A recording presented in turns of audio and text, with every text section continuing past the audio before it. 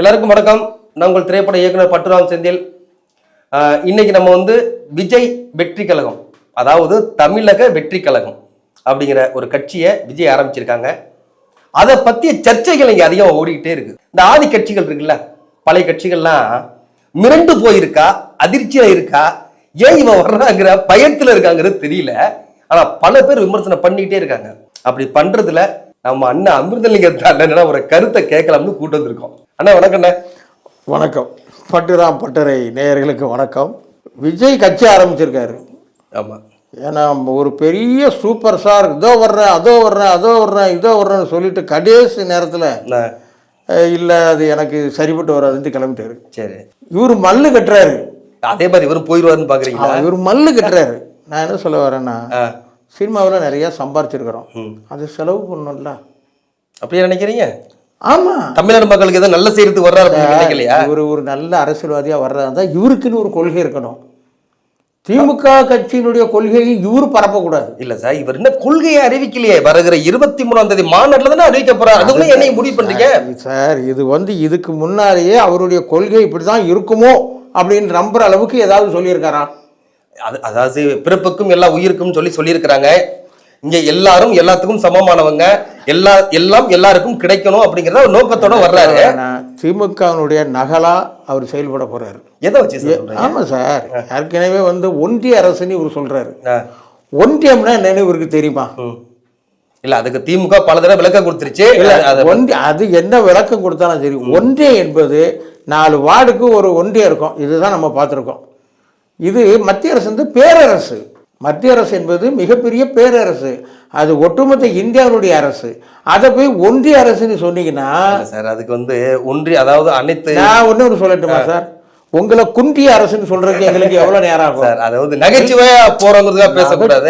இல்ல சார், அதற்கான சான்றுகள் இருந்தா நீங்க கொடுங்க. ஏன்னா இப்ப திமுக அதுக்கான சான்று கொடுத்தது, அதை ஏத்துக்கிட்டாங்க. அதை பத்தி குன்றிய அரசுன்னு எதை சொல்றேன்? குறுநில அரசு.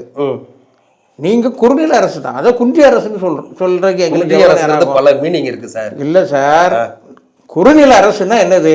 தமிழ்நாடு ஒரு குறிப்பிட்ட அரசர்கள் அதெல்லாம் போயிடுச்சு சார். இப்ப ஜனநாயகம் சார், இது பேசுறதா 1000 பேசலாம். ஆமா, இது ஜனநாயக ஆட்சி. இது அதெல்லாம் கிடையாது. பொறுத்த வரைக்கும் திமுகவினுடைய நீட் ஒழிப்பு, ஒன்றிய அரசு, இப்படி அவர் அவங்க சொன்னதை திருப்பி சொல்றதுனால இப்படி ஒரு கட்சி தமிழ்நாட்டுக்கு அவசியமா. நீட்டுங்கிறது அனைவராலும் தமிழக மக்கள் பல பேர் முன்னெடுக்கிறாங்க. அதை இவரும் முன்னெடுக்கிறாரு, அவ்வளவுதான். முன்னெடுக்கல சார், ஏதோ 1-2ங்கிறதுக்காக சொல்றீங்க. நான் என்ன சொல்ல வரேன், நீட்டு தேர்வு வந்ததுனால என் பிள்ளை பரிச்சையே எழுத முடியல. எத்தனை பேரண்ட்ஸ் உங்ககிட்ட கம்ப்ளைண்ட் பண்ணாங்க? பல பேர் சமாளிக்க கூடாது. இந்த நீட்டு தேர்வு வந்ததுனால என் பிள்ளை டாக்டர் ஆகிற கனவே போச்சு சார். அன்னிதான்னு ஒரு பொண்ணு இறந்தாங்க இல்ல சார்? அதை ஒரு சாமானிய ஒருத்தன் கேட்டிருந்தான், கேவலமா கேட்டிருந்தான். அப்போ ஒன்று செய்வோம், 10வது 12வது பிள்ளைங்க ஃபெயிலியர் ஆகி போச்சு, செத்து போகுது. உடனே அப்போ அந்த 10-12 வகுப்பே தூக்கிடலாமா அப்படின்னு கேட்டான். ஒரு விஷயம் தெரிஞ்சுட்டு சொல்லுங்க. 6 லட்சம் பேர்ல ஒருத்தன் சூசைட் பண்ணிக்கிறான்றதுக்கு அந்த ஒருத்தனை வச்சு நீங்க அரசியல் பண்ணாதுங்க. ஆனா அந்த அனிதான்ற பொண்ணுக்கு பின்னால என்னென்ன நடந்ததுன்றது உங்களுக்கு தெரியுமா? அது பல பேருக்கு பல கருத்து. அந்த பொண்ணை எப்படிலாம் கொண்டு அலக்கழிச்சு கடைசியில அதை தொங்க விட்டீங்கன்றது அது அப்புறம் அது வேற. அதுதான் சார். ஆனா அதை மறைக்கிறதுக்கு நீங்க பண்ண நாடகம் இருக்கு பாருங்க, பிரமாதமான நாடகம். நாட்டுல ஒரு அனிதாவா செத்தா எத்தனையோ அனிதாக்கள் செத்துருக்காங்க. ஒரு அனிதா இருந்தாலும் இறப்பு தான். நான் என்ன சொல்ல வரேன்னா, மற்றவங்களுக்கு இந்த மாதிரி தவறான முடிவுக்கு நீட்ல அவங்க மாதிரி ஒத்து போறாங்கன்னு வச்சுக்கிறோம். அதுக்கு அடுத்து திமுகவுக்கும் விஜய்க்கு என்ன ஒத்து போற மாதிரி நீங்க வேற என்ன பாக்குறீங்க? இல்ல, எனக்கு தெரியும் என்னன்னு கேட்டீங்கன்னா, அவரு விஜய் பேசுற ஒவ்வொரு இதுவும் திமுக நகல் மாதிரியே தெரியுது. உங்க பார்வைக்கு அப்படி தெரியுது? ஆமா, என் பார்வைக்கு அப்படி தெரியுது. இப்ப இந்த மாநாடு முடிச்சு என்ன அறிக்கை விடுறாரு, என்ன பண்ண போறாருன்றதை அப்புறம் பார்க்கணும். நான் இன்னைக்கு அறிஞர் அண்ணா மாபெரும் தலைவர் அது இது நிறைய பேசியிருக்காரு. நான் என்ன சொல்லணும், மறைந்த தலைவர்களை எழுந்து பேச முடியாது, புகழ்ந்து தான் பேச முடியும். அது தவறு இல்லை. கண்டிப்பா அது தவறு இல்லை. நான் இருக்கிற காலகட்டங்களில் உனக்கு நான் என்ன சொல்றேன், நீ ஒரு தனியா ஒரு கட்சி ஆரம்பிச்சாச்சு, இனி உங்களுடைய கலர் என்னன்னு தான் காமிக்கணும், உங்களுடைய கொள்கை என்ன சார். அவரு ஆரம்பத்துல இருந்தே மக்களுக்கு அவருக்கு முடிஞ்சதை ஒண்ணு செஞ்சுட்டு தான் வந்தாரு. மக்களுக்கு மீன்ஸ் அதாவது படிக்கிற குழந்தைகளுக்கு ஆரம்பத்துல இருந்தா பிறந்த நாளா இருக்கட்டும், எல்லாம் மற்ற நேரங்கள்ல அவர் உறவு அவருக்கு முடிஞ்சதை பண்ணிட்டு தான் வந்துகிட்டு இருந்தாரு. விஜயகாந்தை விடவா இன்னொருத்தர் பண்ணிட போறாங்க? விஜயகாந்த் விட பண்றாரா இல்லையாங்கிறது இல்ல, இவரும் பண்ணிட்டு இருந்தாரு நம்ம சொல்றோம். விஜயகாந்தை விட இன்னொருத்தர் செய்ய போற இந்த சினிமாவில். அஜித் ஏதோ நிறைய செய்யறதாக சொல்றாங்க, நான் பார்த்தது இல்லை, தெரியல. என்ன அவர் மறைமுகமா, ஏன்னா மறைமுகமா உதவிகளை செய்யக்கூடிய நடிகர்கள் நிறைய இருக்காங்க. விவேக் அவ்வளவு பண்ணியிருக்காரு. ஆமா, கண்டிப்பா. என்ன அவ்வளவு பண்ணிருக்கு, ஏன் மயில்சாமி அவ்வளவு பண்ணியிருக்காரு. உண்மை உண்மை உண்மை அண்ணன், நானே பார்த்திருக்கேன், நிறைய செஞ்சிருக்காரு. அதனால இந்த நடிகர்களும் உதவி பண்றாங்கன்றது ஒரு பெரிய கான்செப்ட் கிடையாது. சரி, ஏன்னு கேட்டா மக்களுடைய செல்வாக்கு பெற்று மக்களுடைய பணத்தை சம்பளமா பெற்று அதை மக்களுக்கு திருப்பி கொடுத்து அவங்க மக்களோட கலந்து இருக்கிறாங்க, இவ்வளவுதான். ஓகே, அதான் இப்ப நீங்க சொல்றது கரெக்ட். அதே மாதிரி நம்ம இன்னொரு பதிவையும் சொல்லிடுவோம். மயில்சாமி அண்ணனும் ஒரு தொகுதியில இன்னும் போட்டிட்டாங்க, ஒரு காலத்துல போட்டிட்டாங்க, விருதம்பக்கம் தொகுதியில இன்னும் போட்டிட்டாங்க.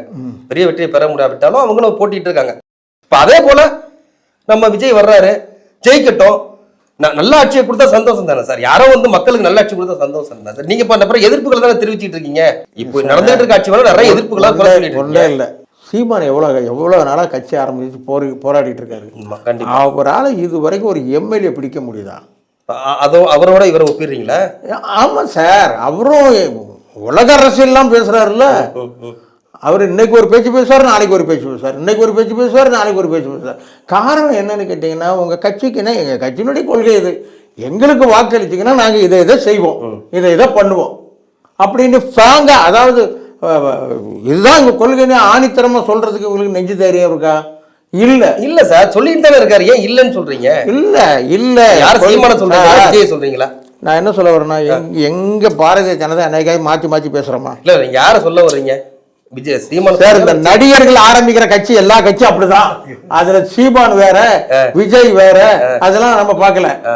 ஒரே ஒரு இது எம்ஜிஆர் இருந்தார், அவருடைய வந்த காலம் வேறு, அன்னைக்கு இருந்த அரசியல் சூழ்நிலை வேறு. இருந்தாலும் நடிகரை மட்டும் இல்லாம ஒரு இயக்கத்துல வந்து வழியா வந்துதான் வந்தார் அவரு. ஒரு நிமிஷம் தெரிஞ்சிடுங்க சார், அன்னைக்கு வெறும் சினிமா இருந்தது, நீங்க என்ன தப்பு பண்ணலாம் தெரியாம இருந்தது, பேப்பர்ல செய்தி வந்தாதான் உங்களுக்கு தெரியும். இன்னைக்கு நம்ம பேசிட்டு இருக்கிறோம், இதை நீங்க லைவ் பண்ணி போட்டீங்கன்னா எல்லா உலகம் எல்லாம் ஓடி போயிடும். இன்னைக்கு அது உலகம் உங்கள் கையில் மாதிரி இன்னைக்கு எல்லாம் பார்த்துக்கிட்டு இருக்கிறாங்க. சரி, கண்டிப்பா. எந்த இடத்துல என்ன தவறு நடந்தாலும் அங்க ரெண்டு கண்கள் பார்த்துக்கிட்டு இருக்குது. உண்மை ஷூட் பண்ணி வாட்ஸ்அப் பேஸ்புக் அது போட்டு விட்டுக்கிட்டே இருக்காங்க. சரி, நல்லது பறந்து நீங்க பண்ற அரசியல் மக்கள் பார்த்துக்கிட்டே இருக்காங்க. என்ன அவன் பேசுறதே இவன் திரும்பி பேசுறான் அப்படின்ற வந்துடக்கூடாது. யாரு பேசுறது? திமுக பேசுறதா விஜய் பேசுறாங்க? அது வந்துடக்கூடாது. அது அவர் அரசியல் பண்ணணும். பொதுமக்கள் பார்வையில திமுக எதுதான் விஜயே வர்றான்னு சொல்றாங்க. நீங்க அவருக்கு ஆதரவாக வரணும், அப்படியே அவர் வர இல்லையா? அவரு எதிர்த்து பேசவே இல்லையா? இல்ல சார், ஒரு நிமிஷம் இருங்க. எங்க அண்ணாமலை இருந்தாரு, அவர் வந்து திமுக எதிர்த்து எவ்வளவு அரசியல் பண்ணிருக்காரு. இத பார்த்து கூட உங்களுக்கு ஒரு அரசியல் கட்சி தொடங்கும் போது பண்ண தெரியாதா? இல்ல, பண்ணுவார் சார், கண்டிப்பா பண்ணுவார். ஏன் பண்ண தெரியாது? 23 உங்க மரத்தை நீங்க வளர்க்கணும்னா நீங்க உங்க கிணத்து தண்ணி எடுத்து ஊத்தணும்.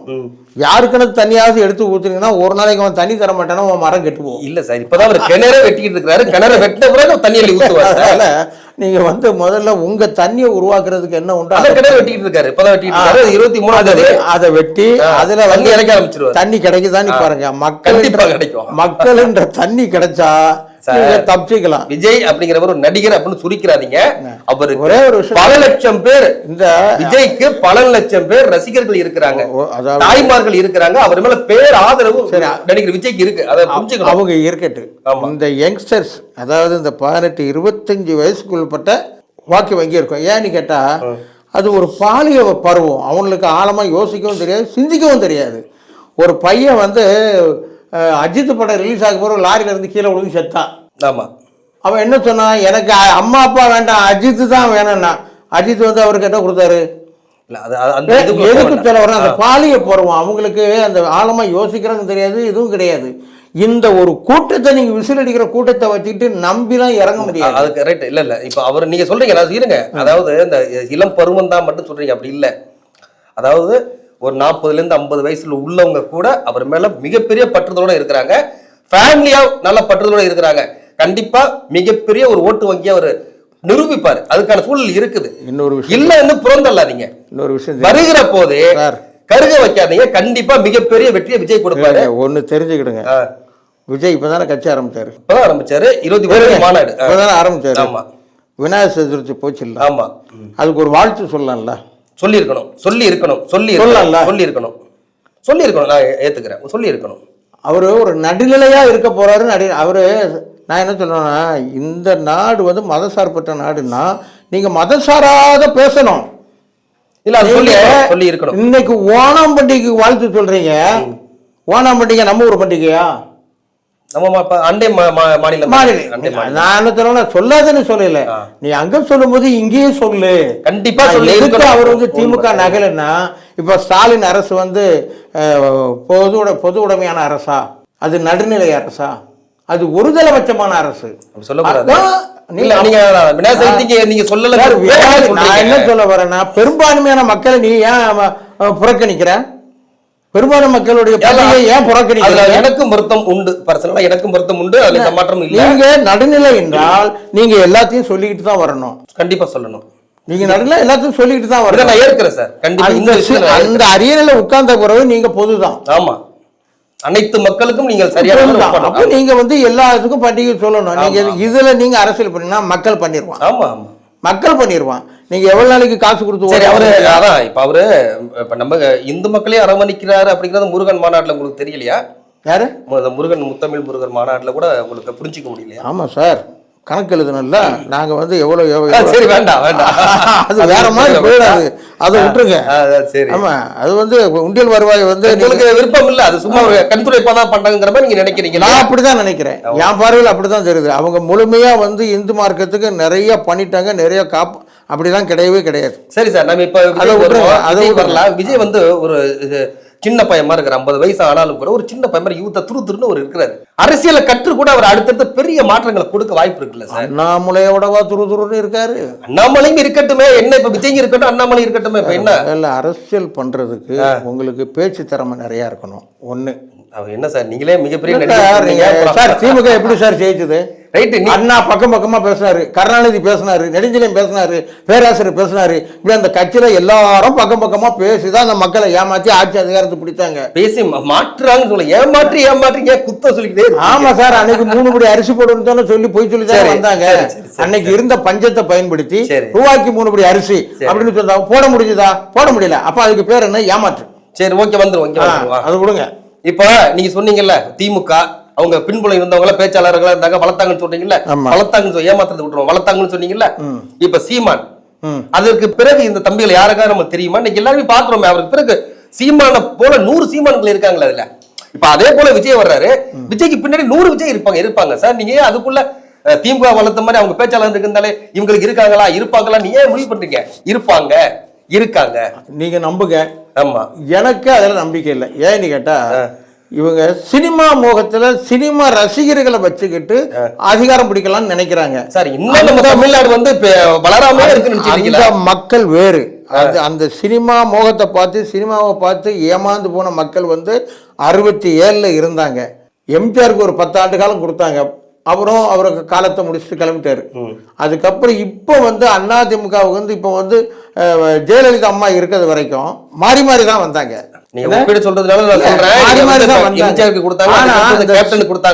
கேப்டன் அழகா வந்து எதிர்கட்சி தலைவர் வரையும் வந்தாரு. மிகப்பெரிய வெற்றி. அடுத்த முறை ஒரு முதல்வர் ஆயிருக்க வேண்டியது உடல்நிலை சரியில்லைங்கிறதுனால ஒரு கொஞ்சம் இறங்கி போனாங்களே தவிர மத்தபடி அவங்க செல்வாக்கு கடைசி வரை இல்லை, இன்னைக்கு வரை இல்லை. இன்னும் 100 வருஷம் புரட்சி கலைஞர் விஜயகாந்துக்கு இருக்கும். புரட்சி கலைஞரை பத்தி நான் நீங்க பேசல சார். சார் ஒரு நிமிஷம், நான் எதுக்கு சொல்ல வரேன்னா, அவர் கூட நான் 4-5 படம் ஒர்க் பண்ணியிருக்கேன். அவர் ஒரு எளிமையான மனுஷன். அவரு இந்த பெரிய ஆளு சின்ன ஆளுலாம் பார்த்து பழக மாட்டாரு. என்கிட்ட நல்லா பழகிருக்காரு, நான் அவர்கிட்ட நல்லா பழகிருக்கேன். விருதகிரின்னு ஒரு படம், அந்த படம் டப்பிங் அவர்தான் இயக்குனர். அந்த படம் டப்பிங் கூப்பிட்டுருந்தாங்க. நான் போயிருக்கும் போது இந்த 1 and 2 பிரேக், அந்த லென்ஸுக்காக பிரேக் விட்டுருந்தோம். எல்லாம் சாப்பிட்டு வரணும் வந்து பக்கத்துல உட்கார்ந்தாரு. நாங்க இருந்ததே ஒரு 4-5 பேர் தான். சரி. அப்போ அவரு ஒரு நமக்குள்ள ஏதாவது ஒரு சின்ன கருத்து பரிமாற்றம் பண்ணிக்கலாமா அப்படின்னு யதார்த்தமா கேக்குறாரு. சரி. அப்போ பக்கத்துல இருந்த ஒருத்தர் சொன்னா, அண்ணன் இன்னைக்கு உங்க சாப்பாடை சாப்பிடுறேன், அதுக்காக உங்க கட்சிக்கெல்லாம் நான் ஓட்டு போட மாட்டேன், நான் பக்கா திமுகறேன் அப்படின்னா. டேய், நான் அதை கேட்கலடா, நீ எனக்கு ஓட்டு போடு அது போடு நான் கேட்கல. இப்போ நான் இருக்கிற 5 பேர் 10 பேர்ல யார் யார் எந்த கட்சியை நினைச்சு தெரிஞ்சுக்கலான்றதுக்காக தான். ஏன்னா ஏன்னா ஒரு 10 பேருக்கு இடத்துல 10 வகையா இருக்காங்களா, அதுல யாராவது கருத்து எப்படி தெரிஞ்சுக்கிறதுக்காக கேட்டாரு. அப்ப என்ன கேட்டாரு, நீங்க எந்த கட்சின்னாரு. அண்ணன் நான் பிஜேபின்னேன். பிஜேபியா, அது மதவாத கட்சின்னுலாம் சொல்லுவாங்க அப்படின்னாரு. யாருன்னு சொல்றேன். இல்லை எல்லாரும் அதான் சொல்றாங்கண்ணா. அப்போ உங்க கேள்விக்கே நான் பதில தரேன். பிஜேபி மதவாத கட்சினா கிறிஸ்தவ ஐக்கிய முன்னணி வந்து மதவாத கட்சியா மிதவாத கட்சியா? முஸ்லீம் லீக் மதவாத கட்சியா மிதவாத கட்சியா? அவங்க பாதுகாப்புக்கு ஒரு அமைப்பு வச்சிருக்காங்க. இவங்க பாதுகாப்புக்கு ஒரு அமைப்பு. இதை மட்டும் மதவாத கட்சின்னு எதை வச்சு சொல்லுவீங்க அப்படின்னு. அப்போ அவர் சொல்றாரு, அது ஒரு நல்ல கட்சி, அது தமிழ்நாட்டில் எடுத்து சொல்றதுக்கு சரியான ஆட்கள் இல்லை அப்படின்னாரு. இதை வந்து பொருள் அதான் வதந்தியா பரப்பி விட்டாங்கன்னு கூடுதலா ஒரு தகவல் சொன்னதுனால இல்ல, இதன் மூலமா பிஜேபி கூட்டணி வச்சு பதிவு பண்ணிடுறேன். அதாவது அதே விஜயகாந்த் எங்கள் புரட்சிகளார் கேப்டன் வந்து பிஜேபியோட கூட்டணி வச்சு தமிழ்நாடு முழுக்க கொண்டு சேர்த்ததுல பிஜேபி எங்க கேப்டனுக்கு மிகப்பெரிய பங்கு இருக்கு. அதை வந்து அது சொல்லுங்க, அத பதவியேற்பு விழாவுல மோடி அதை காட்டினாரு. நான் அவருடைய குணத்தை சொல்றேன். அப்போ நான் சொன்னேன், இந்த ஒரு வதந்தியா பரப்பி விட்டுட்டாங்கன்னு. நீங்க கூட டெல்லிக்கு போயிட்டு காங்கிரஸ் கட்சியில பேசிட்டு 150 கோடி வாங்கிட்டு வந்ததுக்கு ஒரு வதந்தி போயிட்டு இருக்குது. நீங்க வாங்கிட்டு வந்தீங்களா வாங்கிட்டு வரல எனக்கு தெரியாது, எனக்கு தெரியாது.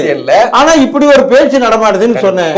அந்த மனுஷன் ஒரு நல்ல மனுஷன்றதுக்கு அவர் ஒரு குழந்தை மாதிரி பண்ண சொன்னா தெரியுமா? 150 கோடியா? 150 கோடி வாங்கிட்டு வந்ததுன்னா நான் ஒரு 10 படம் எடுத்து என் மக்களை நல்லா வச்சிருப்பேன்னாரு. அதெல்லாம் பொய்ங்க, ஆனா எனக்கு தரலங்க, நான் வாங்கலைங்க அப்படி சொல்லல. அப்படி ஒரு பணம் வாங்கிட்டு வந்திருந்தேன்னா நான் 10 படம் எடுத்து என் மக்களை வாழ வச்சிருப்பேன்னாரு. குழந்தை மனம். ஆமா, நான் எதுக்கு அவரை பத்தி சொல்றேன்னா, அவரு வந்து ஜெயிச்சாருன்னு கேட்டா மக்கள் மத்தியில ஒவ்வொரு மீட்டிங்ல எல்லாரும் கவனமா போகணும், எல்லாம் அடிதடிட்டு போகாதுங்க, சாப்பிட்டுட்டு போனோம், எல்லாரும் பொறுமையா போங்க, எந்த கெட்ட பேரும் வந்துடக்கூடாது அப்படின்னு அந்த மக்கள் மத்தியில அன்னைக்கு இருந்த கேப்டனுக்கு இருந்த நெருக்கடி. ஒரு நிமிஷம், அந்த கேப்டனுக்கு இந்த நெருக்கடி இன்னைக்கு விஜய்க்கு இருக்கா சார்? வராது சார். நீங்க இந்த மாநாடை வச்சு அதுக்கப்புறம் முடிவு பண்ணிக்கிடுங்க. அப்படிங்களா? ஆமா, இங்க மாநாடு என்ன நடக்குன்றத வச்சுதான் இவருக்கு எதிர்காலம் உண்டா இல்லையான்னு பார்க்க முடியும். நீங்க காசு கொடுத்து பணத்தை கொடுத்து ஒரு வாழ்த்து தான் சொல்லுங்களேன்.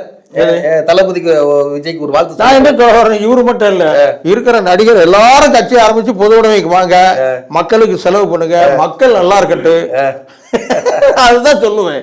ஏன்னா மக்கள் எப்படியோ பல கட்சிகள் நிராகரித்தாலும் ஏற்றுக்கொள்ளாவிட்டாலும் இளைய தளபதி விஜய் வந்தே தீருவார், பல வெற்றிகளை குவித்தே தீருவார் என்ற நம்பிக்கையோடு உங்களிடம் விடைபெறுவது உங்கள் பட்டுராம் செந்தில். நன்றி, வணக்கம். உங்கள் நம்பிக்கை வெற்றி பெற எனது வாழ்த்துக்கள். நன்றி.